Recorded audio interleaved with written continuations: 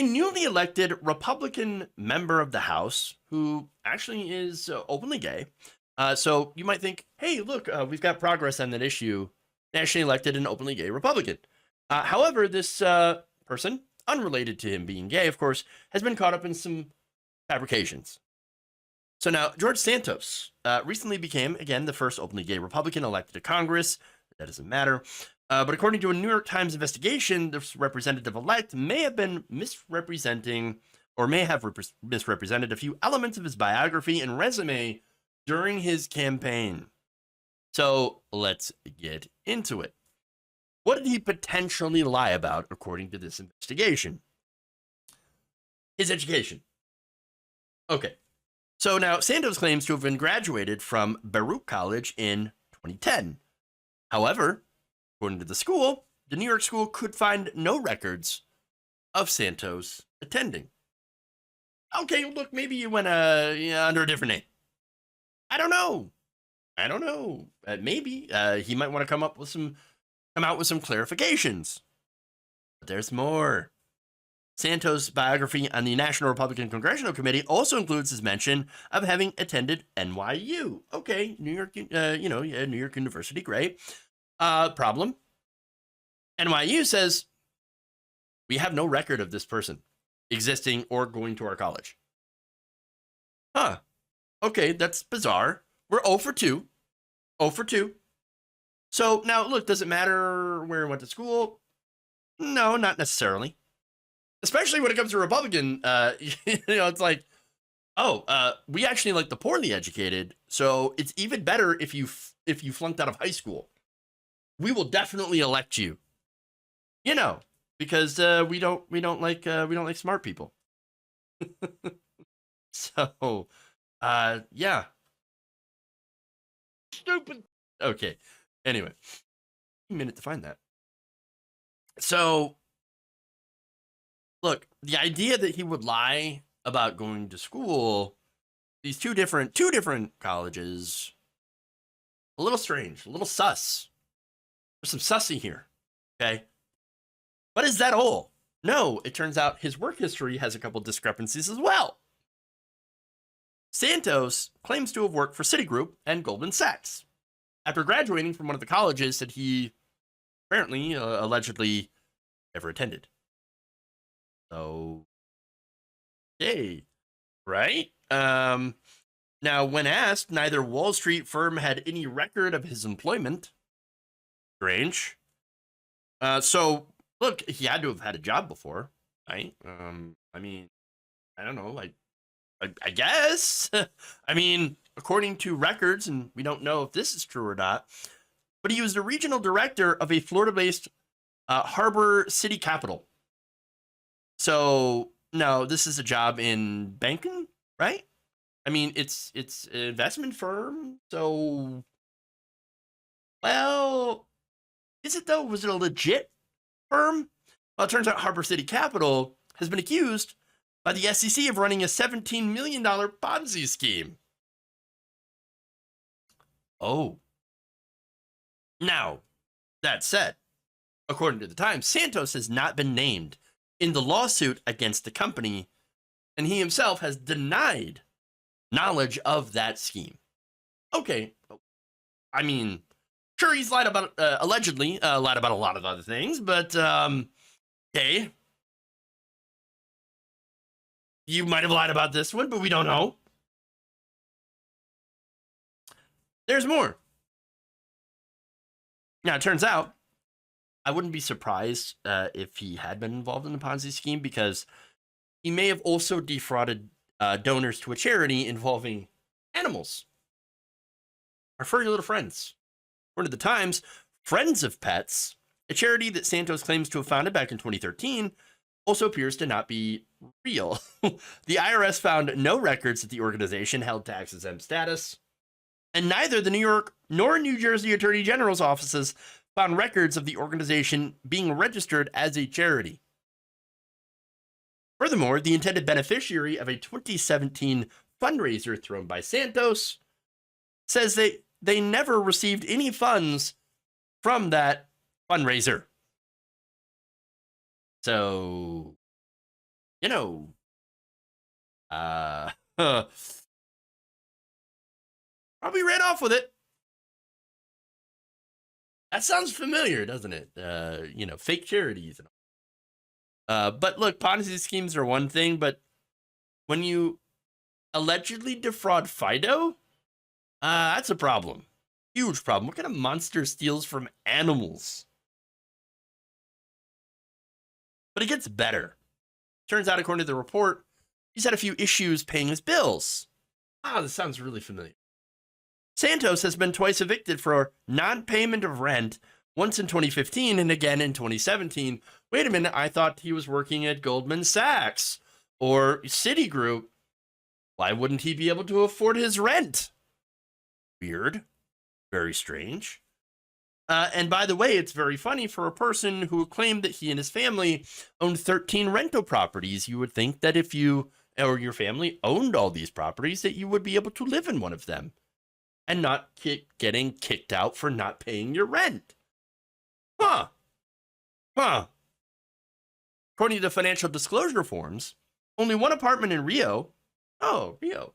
Nice.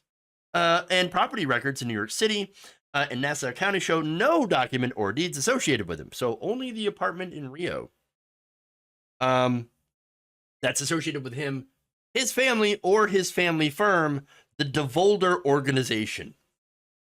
Strange name for that. Despite having reported $750,000 in salary and over $1 million in dividends from the company, Santos listed no DeVolder Organization clients in his congressional financial disclosure. Kedrick Payne, vice president of the Watchdog Campaign Legal Center, former deputy chief counsel of the Office of Congressional Ethics, told the New York Times, quote, "This report raises red flags because no clients are reported for a multi-million-dollar client services company." Yes, that is very strange. He added, "The congressman-elect should explain what's going on." Yes, because there's a lot of strange things going on here. A lot of very interesting things going on here. I would like to see some answers here. What's going on? But there's more.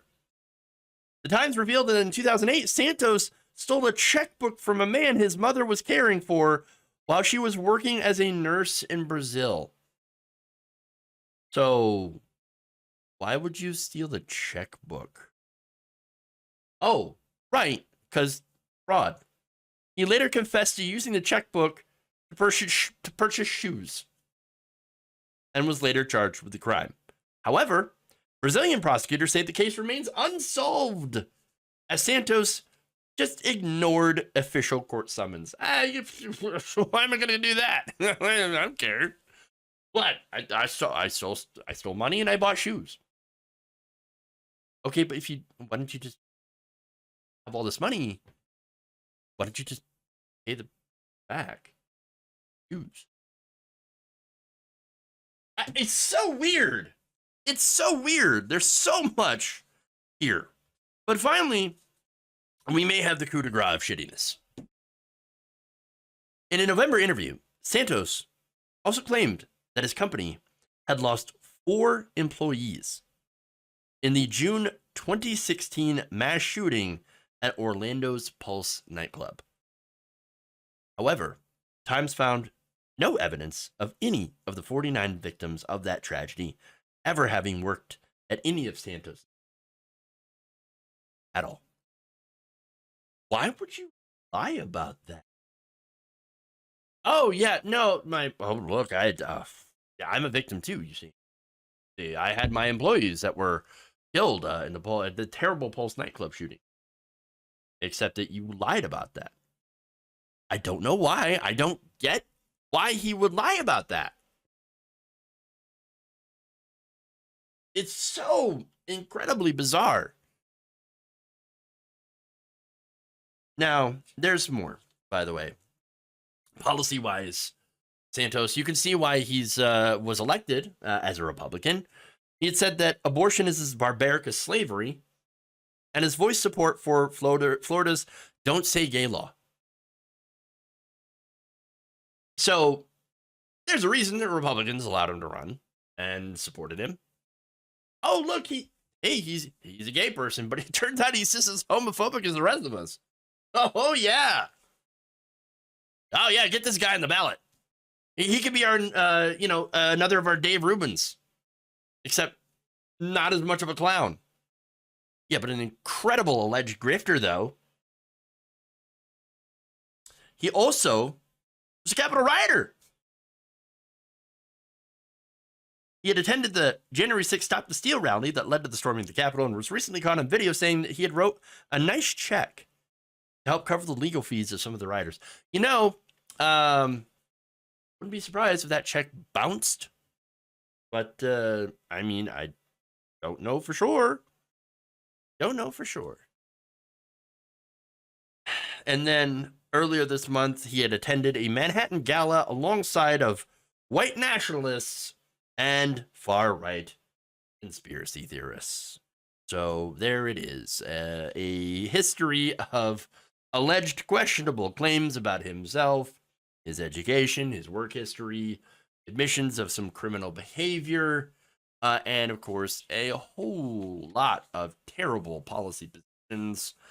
What else could this person be hiding? Curious. Love to know. Now, look, one more thing. The idea of him being a gay Republican, you realize they do exist, right? Look, there are log cabin Republicans. I don't know how much they have to hate themselves to be a log cabin Republican, but they exist.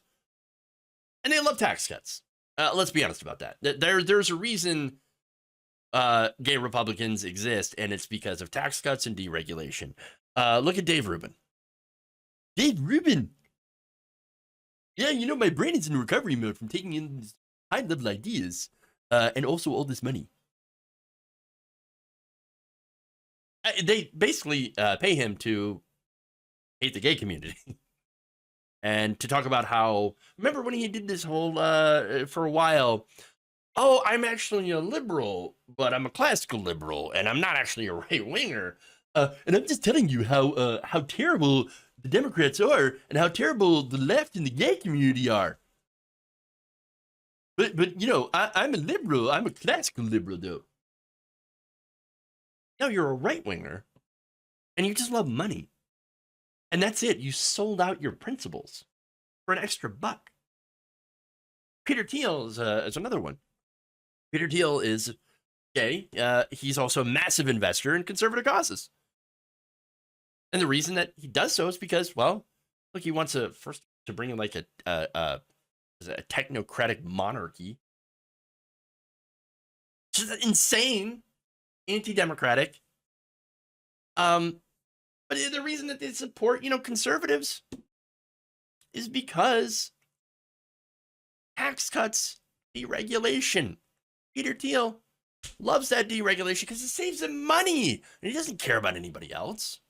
And these people think that the right wing hanging out with white nationalists and conspiracy theorists, QAnoners, they think, well, these guys aren't going to come for me. I'm one of the good ones. I got news for you. At some point, they get into enough power, it's not going to matter how much money you have. Prevent them from, well, coming and taking it. That's what fascists do. They think they're protected. They're not. Ever. Ever. And so they're willing to sell out their own communities, though, for an extra buck. And all they have to do is just, I guess, hang out with people that hate them. Hope for the best.